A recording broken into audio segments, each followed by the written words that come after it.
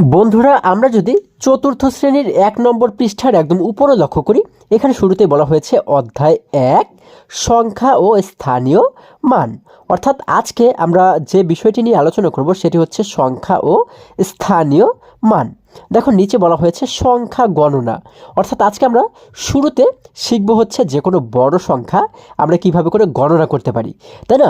আচ্ছা, এবারে যদি আরেকটু নিচে চলে যাই, দেখো এখানে কিন্তু আমরা শুরুতে একটি প্রশ্নবোধক চিহ্ন দেখতে পাচ্ছি, তাই না? এখানে বলা হয়েছে একটি পরিবেশ বান্ধব গাড়ির মূল্য ৩,১২,৮৪১ টাকা। আমরা কিভাবে এই সংখ্যাটি গণনা করে পড়তে ও লিখতে পারি? আচ্ছা দেখো, এই যে গাড়ির মূল্য ৩,১২,৮৪১ টাকা আমি পড়লাম। হ্যাঁ, তোমরা কিভাবে করে এটিকে বুঝবে যে এটি ৩,১২,৮৪১ টাকা, কিভাবে করে এটিকে পড়তে পারো এবং কিভাবে করে লিখতে পারো, এটি কিন্তু আমাদের কিন্তু এখানে বলা হয়েছে, তাই না? আচ্ছা, তাহলে এটিকে পড়ার জন্য একটি সুন্দর টেকনিক কিন্তু রয়েছে। এই টেকনিকটি যদি আমাদের জানা থাকে, তাহলে এর চাইতে বড় যদি কোনো সংখ্যা থাকে সেটিকেও আমরা খুবই সহজেই পড়তে পারবো। আচ্ছা, এই টেকনিকটি জানার আগে আমরা যদি একটু নিচে লক্ষ্য করি, দেখো এখানে কিন্তু আমরা একটি ছেলে শিশুকে দেখতে পাচ্ছি, তাই না? সে কি বলেছে? সে বলেছে, এসো আমরা ভেবে দেখি কিভাবে বড় সংখ্যা গণনা করা যায়। আচ্ছা, সে বলেছে যে এসো আমরা ভেবে দেখি কিভাবে বড় সংখ্যা গণনা করা যায়। এরপরে এই ডান পাশে আমরা কিন্তু একটি মেয়ে শিশুকে দেখতে পাচ্ছি। সে কি বলেছে? সে বলেছে, আমরা তৃতীয় শ্রেণীর মতোই স্থানীয় মান ব্যবহার করে গণনা করে পড়তে ও লিখতে পারি। আচ্ছা, আমরা কিন্তু তৃতীয় শ্রেণীতে স্থানীয় মান ব্যবহার করে কিভাবে করে যে কোনো সংখ্যা পড়তে হয় এবং লিখতে হয় এই বিষয়টি শিখেছিলাম, তাই না? তাহলে সেই বিষয়টি কিন্তু এই মেয়ে শিশুটি বলেছে যে আমরা সেইভাবে করে স্থানীয় মান ব্যবহার করে আমরা কিন্তু পড়তে ও লিখতে পারি, তাই না? বা গণনা করতে পারি। চলো আমরা গাড়ির মূল্য পড়ি ও লিখি। আচ্ছা, এবারে স্থানীয় মানের সাহায্যে যদি আমরা এটিকে একটু বোঝার চেষ্টা করি, তাহলে আশা করি খুবই সহজেই তোমরা কিন্তু যে কোনো বড় সংখ্যা পড়তে পারবে। ঠিক আছে, এটি হচ্ছে টেকনিক। আচ্ছা, এবারে স্থানীয় মানটা যদি আমরা দেখি, দেখো এখানে কিন্তু আমরা নিচে একটি ছক দেখতে পাচ্ছি, তাই না? এবং এখানে বলা হয়েছে স্থানের নাম। অর্থাৎ আমাদের গাড়ির যে মূল্য দেওয়া রয়েছে ৩,১২,৮৪১ টাকা, এই দেখো সেই সংখ্যাটি কিন্তু আমরা এই জায়গাতে মাঝখানে দেখতে পাচ্ছি, তাই না? এখন এই ৩,১,২,৮,৪,১ এই যে প্রত্যেকটি আলাদা আলাদা আমরা অঙ্ক দেখতে পাচ্ছি, এই প্রত্যেকটি অঙ্কের কিন্তু আলাদা আলাদা স্থানীয় মান রয়েছে। ঠিক আছে, ওরা যে যে স্থানে রয়েছে প্রত্যেকটি স্থানের কিন্তু এক একটি নাম রয়েছে। ঠিক আছে, যেমন একদম এই সমস্ত সংখ্যার একদম ডান পাশে বা শেষে যে থাকে সেই স্থানকে বলা হয় একক। দেখো উপরে কিন্তু আমরা দেখতে পাচ্ছি লেখা রয়েছে একক। তার আগে যে থাকে তাকে বলা হয় দশক। তার আগে যে থাকে তাকে বলা হয় শতক। তার আগে যে থাকে তাকে বলা হয় হাজার। তার আগে যে থাকে তাকে বলা হয় অযুত। তার আগে যে থাকে তাকে বলা হয় লক্ষ। আচ্ছা, তাহলে এই যে সিরিয়ালটা এটি কিন্তু আমাদের অবশ্যই মনে রাখতে হবে। ঠিক আছে, আমরা কিন্তু এইভাবে করে পড়বো একক, দশক, শতক, হাজার, অযুত, লক্ষ। ঠিক আছে, এইভাবে করে পড়ে কিন্তু আমরা মুখস্থ করে ফেলবো। হ্যাঁ, আমরা কিভাবে পড়বো? একক, দশক, শতক, হাজার, অযুত, লক্ষ। ঠিক আছে, এটি মুখস্থ করা কিন্তু তোমাদের কাজ। আচ্ছা, এখন এই যে এক আমরা দেখতে পাচ্ছি, এর স্থানীয় মান হচ্ছে একক। ঠিক আছে, আচ্ছা এবারে এই যে ৪ আমরা দেখতে পাচ্ছি, এর স্থানীয় মান হচ্ছে দশক। আচ্ছা, তাহলে এটিকে আমরা বলতে পারি ৪ দশক, এটিকে বলতে পারি একক। তাহলে এখন ৪ দশক মিলে কত হয় জানো? ৪ দশককে কিন্তু বলা হয় ৪০। আচ্ছা, ৪ দশক কিভাবে ৪০ হয় সেটি আমরা পরবর্তীতে দেখব। এখন এই ৪ এবং ১, এই ৪ দশক এবং এই একক, হ্যাঁ, এই দুটি মিলে কত হয়? দেখো ৪ দশক হয় ৪০, এবং ৪০-এর সঙ্গে যদি আমরা আরও ১কে যোগ করে দিই, ৪০ এবং ১ মিলে হয়ে যায় ৪১। তাই না? তাহলে এই দুটি মিলে কিন্তু আমরা বলতে পারি ৪১, তাই না? এই দেখো ৪ এবং ১ পাশাপাশি বসলে তো ৪১ হয়, আমরা জানি। এখানে লেখাও রয়েছে ৪১। এরপরে দশকের আগে রয়েছে শতক। এখন এই শতকের ঘরে কত দেখতে পাচ্ছি আমরা? ৮। তার মানে কিন্তু আমরা বলতে পারি ৮ শতক, মানে ৮০০। তাই না? এখন এই পর্যন্ত, এই ৮ থেকে এই পর্যন্ত এতটুকু সংখ্যাকে আমরা কিভাবে করে পড়তে পারি? যেহেতু এটি শতকের ঘরে, তার মানে ৮৪১।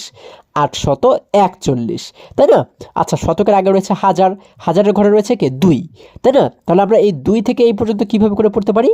2841, তাই না? দেখো কত সহজ এবং কত মজার বিষয়টি। এরপরে দেখতে পাচ্ছি হাজারের আগে রয়েছে অযুত, কিন্তু এই অযুতের ঘরে যে 1 রয়েছে আমরা কিন্তু এইভাবে করে পড়বো না, 1 অযুত 2000 এইভাবে করে কিন্তু আমরা পড়বো না, কারণ আমাদের সবসময় মনে রাখতে হবে এই যে অযুত, এই অযুতটাকে কখনোই আলাদাভাবে পড়তে হয় না। ঠিক আছে, অযুতটাকে আমরা হাজারের সঙ্গে একসঙ্গে পড়বো। যেমন এখানে অযুতে রয়েছে 1, হাজারে রয়েছে 2, তাহলে 1 এবং 2 যদি আমরা পাশাপাশি বসাই, 1 এবং 2 মিলে কিন্তু হয়ে যায় 12, তাই না? দেখো 1 এবং 2কে একসঙ্গে বসালে কিন্তু মোট হয়ে যায় 12। তাহলে এই অযুতের যে 1, এটিকে আমরা এই 2 এর সঙ্গে একসঙ্গে ধরবো, তাহলে কিন্তু হয়ে যাবে 12, এবং এইটিকে আমরা বলবো হচ্ছে 12,000। ঠিক আছে, এই দুটি মিলে বলবো আমরা 12,000। তাহলে এইখান থেকে এই পর্যন্ত আমরা কি বলতে পারি? 12,841। দেখো এই নিচে কিন্তু লেখা রয়েছে 12,000, তাই না? আচ্ছা, এবং অযুতের আগে যে রয়েছে সে হচ্ছে কি লক্ষ। দেখো এখানে লক্ষের ঘরে দেখতে পাচ্ছি আমরা 3, তার মানে আমরা বলতে পারি এখান থেকে এখন পুরো সংখ্যাটিকে কিভাবে পড়তে পারি? 3,12,841, তাই না? দেখো কত সহজ, এবং এই বিষয়টিকে তোমরা আরও সুন্দরভাবে বুঝবে যখন আমরা নিচের এই বিষয়টিকে দেখব। দেখো এখানে বলা হয়েছে আমরা 3,12,841 সংখ্যাটি পড়ি 3,12,841। আচ্ছা, মানে এই সংখ্যাটিকে আমাদের কিভাবে করে পড়তে বলা হয়েছে?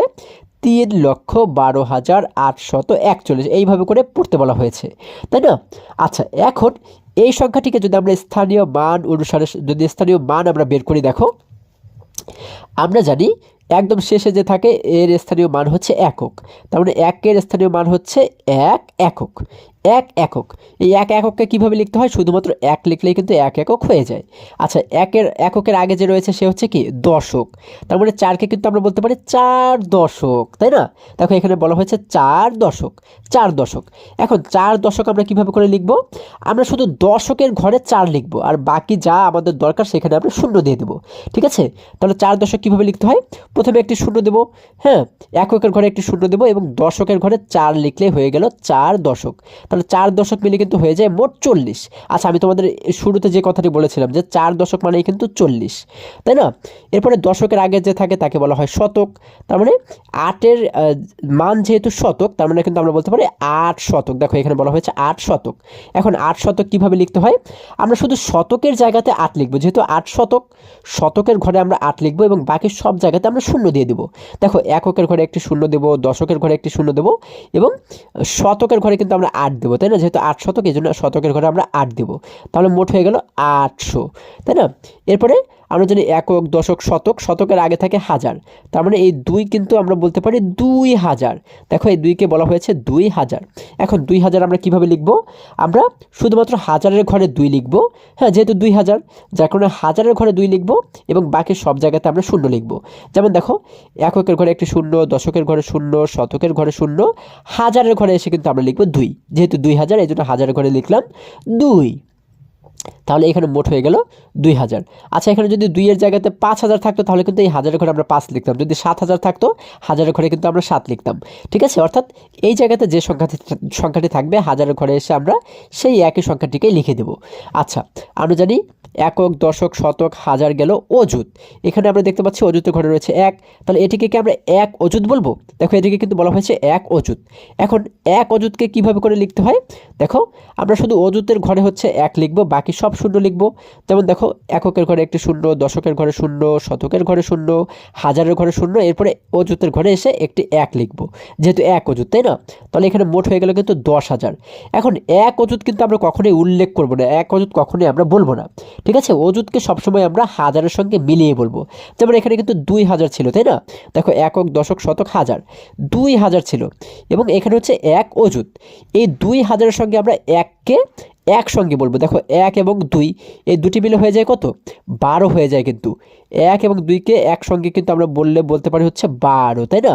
তাহলে এই দুটি মিলে হয়ে যাবে 12,000। আমরা এইভাবে করে বলবো 12,000। আমরা কিন্তু 1 অযুত 2000 এইভাবে বলবো না, একসঙ্গে আমরা বলবো 12,000। আচ্ছা দেখো এখানে দেখো এই দুটি মিলে কিন্তু আমাদের একসঙ্গে দেখানো হয়েছে, এই যে 2000 এবং 10,000, হ্যাঁ, এই দুটি মিলে মোট দেখানো হয়েছে 12,000, তাই না? আচ্ছা, এরপরে অযুতের আগে যে ঘরটি রয়েছে, যে স্থানীয় মানটি রয়েছে সেটি হচ্ছে কত? লক্ষ। তাহলে লক্ষর জায়গাতে আমরা দেখতে পাচ্ছি 3। দেখো এখানে বলা হয়েছে 3 লক্ষ, দেখো 3 লক্ষ আমরা দেখতে পাচ্ছি।